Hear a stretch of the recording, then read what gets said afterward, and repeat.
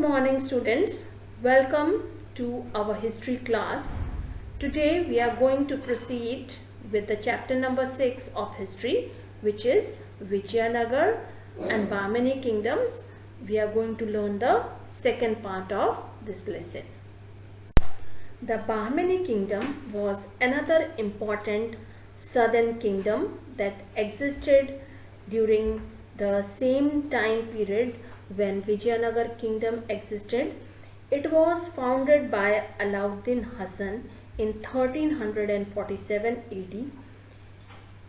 After rising to power by standing against the Delhi Sultanate, he established the Bahmani kingdom. Bahmani kingdom faced several troubles during its period of about 200 years. Muhammad Shah I was the son of Alauddin Bahman Shah. He ascended the throne after his father's death. He attacked and plundered the capital of Vijayanagar but could not hold it for the long time. So after him, the next ruler was Mujahid Shah. He occupied the throne for 2 years. He tried to capture Vijayanagar Empire, but he failed in his effort. Firoz Shah Bahmani ascended the throne in 1397 AD. He ruled for 25 years. He was a powerful ruler. Unlike the former Bahmani rulers, he achieved success against the Vijayanagar Empire. He was a liberal ruler. Many talented Hindus were given high posts during his rule.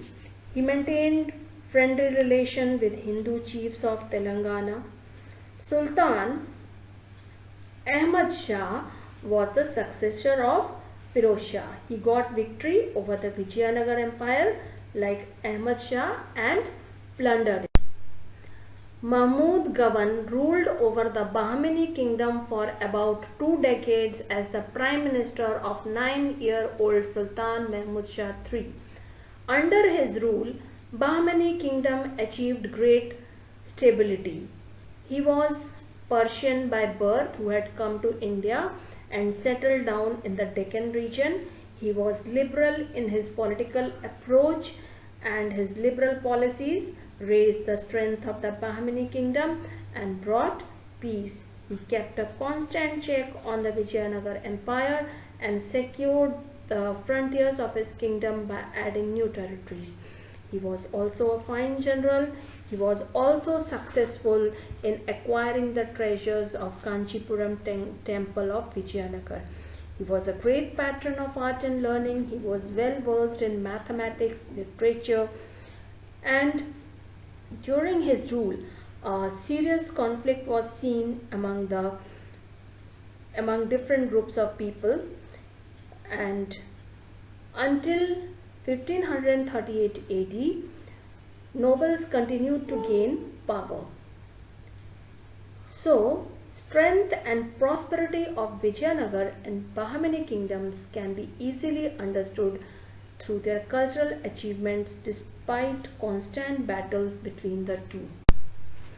Let's learn about the contributions of the Bahmani Empire in the field of architecture.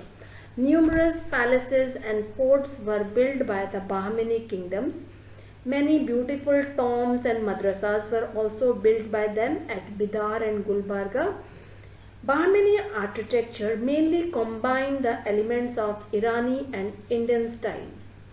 Forts were built in the regions of Vangal, Daulatabad, Golconda, Bidar and Raichur. These two pictures of Charminar and Bidar fort are also giving us a good picture of their skill of architecture during the Bahmani rule. Let's finally discuss about the decline of Bahmani kingdom. Later, Bahmani rulers were weak sultans, so the governors of the different provinces declared themselves independent. By the end of 1527 AD, Bahmani kingdom was divided into 5 independent sultanates: Ahmednagar, Bijapur, Golconda, Berar and Bidar. The Nizam Shahis ruled over Ahmednagar kingdom. Adil Shahis ruled over Bijanagar kingdom. Qutub Shahi dynasty ruled over Golconda region, and Berar and Bidar was ruled by Imad Shahi and Warid Shahi dynasties. So the weakness of the rulers was the main cause for the decline of the Bahmani kingdoms. So my dear students, with this our second part of the lesson, which was Bahmani kingdom, is winded. So all of you are requested to learn this, go through this lesson properly, and you will get the question answers of this lesson in the PDF form, so which you are supposed to write in the copies and learn it. Thank you, class.